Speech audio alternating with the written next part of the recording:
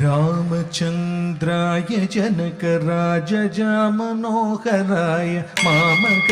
अभीष्टदाय महितमङ्गल कौसलेन्द्राय मन्दहासदासपोषणाय वासवादिविनुदसत्वराय मङ्गलम्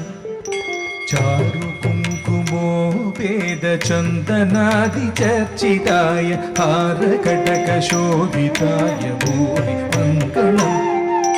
ललितरत्नकुण्डलाय तुलसी वनमालिकाय जलजसदृशदेहाय चारुमङ्गलम्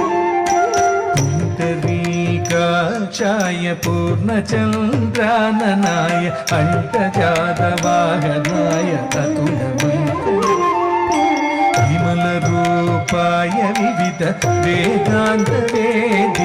सुमुखचित्तकामिताय शुभ्रमङ्गलम् रामदासाय मृदुलहृदय कमलवासाय